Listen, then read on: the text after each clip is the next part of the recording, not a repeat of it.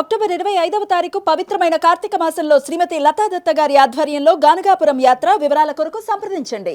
నమస్తే, welcome to Suman TV. నేను పద్మిని. ప్రస్తుతంతో పాటు ప్రముఖ ఆధ్యాత్మికవేత్త, వాస్తు జ్యోతిష పండితులు, లలిత ఉపాసకులు, వాస్తు జ్యోతిష శిక్షణ నిపుణులు బ్రహ్మశ్రీ నానాజీ పట్నాయక్ గారు మనతో పాటు ఉన్నారు. మాట్లాడదాం సార్. నమస్తే సార్. శ్రీమాత్రే నమః. ఎలా ఉన్నారు సార్? అమ్మవారి అనుగ్రహంతో అద్భుతంగా ఉన్నాను. మన ప్రేక్షకులందరూ కూడా ఇంకా అద్భుతంగా ఉండాలని మనస్ఫూర్తి కోరుకుంటున్నా. Thank you so very much sir. Welcome to Suman TV with me. Sir, కొన్ని కుటుంబాలలో విచిత్రమైన పరిస్థితి ఉంటుంది సార్. వాళ్ళ పరపతి బయట చాలా అద్భుతంగా ఉంటుంది. ఏమంటే బయటకు మేము వెళ్ళామంటే 4 సమస్యలు మేము తీరుస్తాం. మేము ఒక్క మాట చెప్పామంటే సమస్య తీరిపోతుంది. మేము భార్యాభర్తల్ని కలిపేస్తూ ఉంటాం. పిల్లల్ని చక్కటి సన్మార్గంలో నడిపించడానికి మా దగ్గరకు తీసుకొస్తారు. కానీ ఇంటికి వస్తే మాలో మాకే పడదు. నా భార్యతో నాకు పడదు, నా పిల్లోడే నా మాట వినడు, బయట వాళ్ళ పిల్లలే బెటరు. ఇట్లా ఒక విచిత్రమైన పరిస్థితి సార్. ఇది చాలా క్షోభకి గురి చేస్తూ ఉంటుంది. ఇది ఎక్కడ కర్మరా బాబు, బయటేమో నా మాట జరుగుతుంది, ఇంట్లో చూస్తే అసలు ఇట్లా. ఇది దేనికి కారణం అవుతుంది సార్? ఒక వాస్తు పండితులుగా చెప్పండి సార్. వాస్తు కూడా ఏమైనా రోల్ ని ప్లే చేస్తూ ఉంటుంది? వాస్తు జ్యోతిష్యం రెండు ఉన్నా సార్. అయితే ఒక్కసారి చెప్పండి సార్, మార్చుకోవటం ఎట్లా? మీరు అన్నట్టుగా ఫస్ట్ ఆఫ్ ఆల్ ఏంటంటే వీళ్ళు కొన్ని వందల వేల కుటుంబాలనేమో కలుపుతారు. కానీ వీళ్ళ లైఫ్లో ఎందుకు ఇలా జరుగుతుంది వాళ్ళకే అర్థం కాదు. అంటే మంచి సైకాలజిస్ట్ని లేకపోతే వాళ్ళ హస్బెండో వైఫో హైలీ మెచ్యూర్డ్, పిల్లలు కూడా హైలీ మెచ్యూర్డ్, సమాజంలో చూస్తే వాళ్ళ అంత మంచి వాళ్ళు ఇంకోటి లేరు అనిపిస్తుంది. కానీ వాళ్ళకి పడదు. ఆ విషయం బయటకు వస్తే పరువు పోతుంది, పరువు కూడా పోతుంది కదా. కానీ ఎందుకు అలా జరుగుతుంది అంటే ఇక్కడ ఫస్ట్ ఆఫ్ ఆల్ ఎవరి పర్సనల్ చార్ట్లో అయినా కుటుంబంతో సఖ్యత లేని యోగాలు కొన్ని ఉంటాయి. వాళ్ళకి కొన్నిసార్లు ఏమవుతుందంటే వీళ్ళు కొంతకాలం కుటుంబంతో దూరంగా ఉన్నప్పుడు ఆ దోషం పోతుంది. ఏ combinations? For example second house పాడవుతుందండి. సింపుల్గా సెకండ్ హౌస్ ఈజ్ కుటుంబం. ఆ సెకండ్ హౌస్కి 7th హౌస్ కనెక్టివిటీ అయి పాడైతే భార్యాభర్తల మధ్య సఖ్యత ఉండదు. మళ్ళీ ఒకే ఇంట్లో ఉంటారు, ఒకే దగ్గర తింటారు, ఒకే దీంట్లో ఉంటారు, కానీ ఒకరికొకరు మాట్లాడుకోరు. అలాగే కొంతమందికి 5th హౌస్కి సెకండ్ హౌస్ పాడే కాంబినేషన్ ఉంటుంది, అంటే సంతానంతో సఖ్యత ఉండదు. మళ్ళీ మనసులు అందరివి బాగానే ఉంటాయి, ఏమీ డౌట్ ఉండదు, చాలా మంచి వాళ్ళు ఉంటారు, కానీ ఒకరికొకరు పడదు. దీనికి కారణాలు ఏంటంటే ఇంట్లో తూర్పు భాగం పాడైతే పూర్వశ్యతు సభాగరం అని చెప్పారు శాస్త్రంలో. అంటే తూర్పు స్థానం కనుక పాడైతే 100% వాళ్ళ ఇంట్లో ఉండే వాళ్ళకి పడదు. అందుకే శాస్త్రంలో మనకి తూర్పు వైపు వాయుతత్వం, వాయువు సంబంధించిన అంటే మొక్కలు పెంచుకోండి, గ్రీన్ కలర్ వేయండి, రాముడు పట్టాభిషేకం బొమ్మ పెట్టుకోండి, అక్కడ నుంచి మార్పు చేంజ్ ఖచ్చితంగా మార్పు వస్తుందని చెప్తూ ఉంటారు. వీటితో పాటు చెత్తగా ఒకవేళ తూర్పు ఉందనుకుందాం, పిచ్చే సామాన్లు పెట్టడం, ఆగిపోయిన వాచ్లు పెట్టుకోవటం, పూర్తిగా చెత్తగానే ఉంటుంది. ఎందుకంటే వీళ్ళకి సమాజంతో ఉండే నేమ్ అండ్ ఫేమ్, అంటే వీళ్ళ పర్సనల్ చార్ట్లో నేమ్ అండ్ ఫేమ్ ఇచ్చే సన్ బాగున్నాడు, కానీ వీళ్ళ కుటుంబ స్థానం పాడైంది. సింపుల్ లాజిక్ అక్కడ.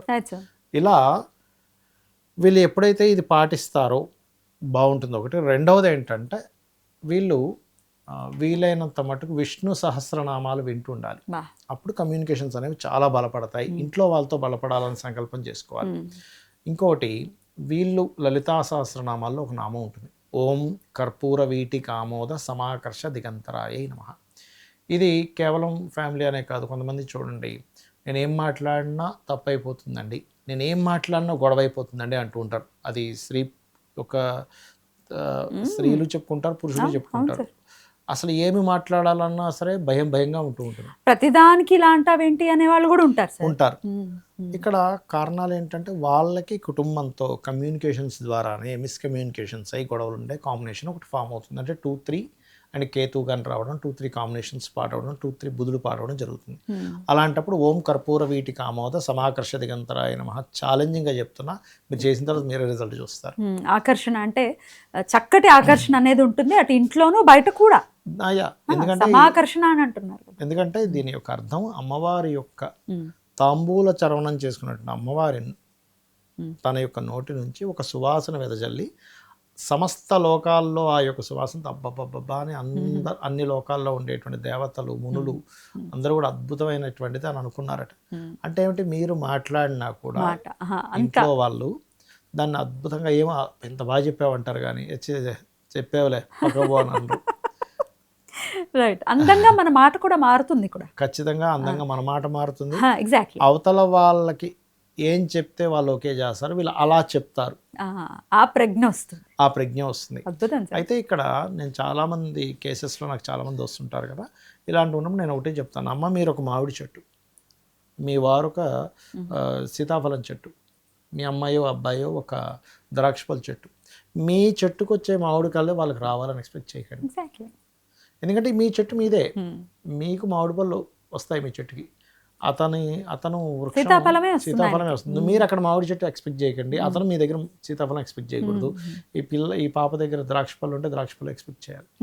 అంతేగాని మనం మా పాప కూడా నాలాగే ఉండాలి ఎక్స్పెక్టేషన్ అన్నిటికీ తప్పుదో పట్టిస్తుంది. ఎందుకంటే ఇక్కడ చాలామంది కోపాలు కానీ చిరాకులు కానీ ఎందుకు వస్తాయంటే 3 విషయాలు పర్టికులర్గా చూసుకోవాలి. చిన్న విషయాన్ని భూతద్దంలో పెట్టి చూస్తున్నాం. ఇంకోటి ఏమైపోయిందంటే మీరు గమనించండి, ఇవాళ రేపు సొసైటీలో ప్రతి ఇంట్లోనే కూడా ప్రతి ఫ్యామిలీలో పొద్దున్నంత జాబ్కి వెళ్తే జాబ్ నుంచి ఇంటికి రాగానే ప్రతి ఒక్కరి చేతిలో ఆ ఫోన్ పట్టుకొని అలా ఫోన్ లోకంలో ఉంటున్నారు. చిన్న చిన్న విషయాలు అసలు మాట్లాడుకోవట్లేదు. పెద్ద మ్యాటర్, సీరియస్ మ్యాటర్ ఉంటేనే మాట్లాడుకుంటున్నారు. చిన్న విషయాలు ఎప్పుడైతే రెగ్యులర్గా మాట్లాడుకోవట్లేదో ఒకటేసారి పెద్ద మ్యాటర్ మాట్లాడుకోవాలంటే వాళ్ళ మధ్య సరైన కమ్యూనికేషన్ లేనప్పుడు పెద్ద మ్యాటర్ ఒకటేసారి మన ముందుకు వచ్చేసరికి అభిప్రాయ భేదాలు చాలా ఉంటాయి పెద్ద పెద్ద విషయాల్లో.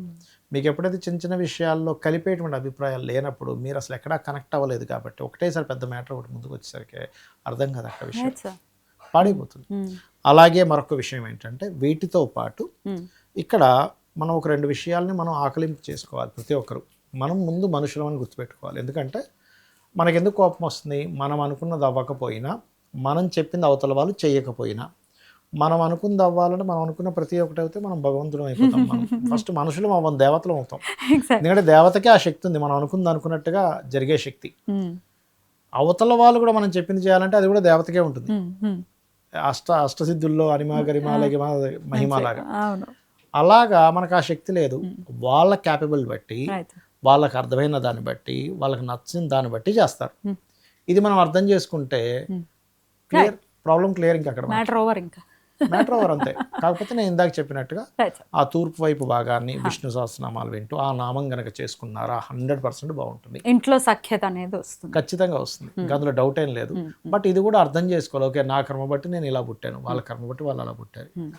అది మెచ్యూరిటీ అనేటువంటిది అవతల వాళ్ళని అర్థం చేసుకోవడం ఒక ఎత్తు అయితే, వాళ్ళలో ఉన్నటువంటి చైల్డిష్ నేచర్ని, వాళ్ళలో ఉన్నటువంటి అసమర్థతను కూడా అర్థం చేసుకున్నప్పుడే నువ్వు కంప్లీట్ మెచ్యూరిటీగా అయినా. డెఫినెట్లీ కొంచెం బ్రాడ్గా మెల్లమెల్లగా అలవాటు చేసుకోవాలి. అంటే చిన్నపిల్లలు ఒంటెలు పోసి అక్కడే అలుగుతూ ఉంటారు, మనం వెంటనే కోప్పడం, వాడికి అంతే తెలుసు అనుకుంటాం. ఇది అంతే, వెంటనే శుభ్రపరుస్తాం, మెల్లమెల్లగా ఏంట్రా నవ్వుతూ చూస్తాం. అది రావాలంటే ఒక రోజులో రాదు. ఇట్స్ ఒక జర్నీ జరగాలి లైఫ్. అండ్ ప్రతి ఒక్కరిలో కూడా ఆ మదర్లీ నేచర్ కూడా ఉండాలి. ఎగ్జాక్ట్లీ, మీరు మంచి వాక్యం వాడారు. Motherly nature is loving, complete గా ప్యూర్లీ లవింగ్ నేచర్. అది మదర్లీ నేచర్ అనేది అది కనుక ఉంటే డెఫినెట్ గా without expecting anything, only giving is love. అది మదర్కే ఉంటుంది. We are proud mothers by the way. అది ప్రతి జీవికి ఉంటుందండి, మనిషికే కాదు, ప్రతి జీవికి ఉంటుంది. అది సార్ చాలా బ్యూటిఫుల్ గా ఎక్స్ప్లెయిన్ చేశారు. ప్రాక్టికల్ గా చేసుకునేటటువంటి మార్పులతో పాటుగా వాస్తు పరంగా కూడా ఏం మార్చుకుంటే పరిస్థితులు మనకి అనుగుణంగా ఉంటాయి అనేది చాలా చక్కగా మాకు వివరించారు సార్. కృతజ్ఞతలు. నమస్కారం సార్. శ్రీమాత్రే నమః.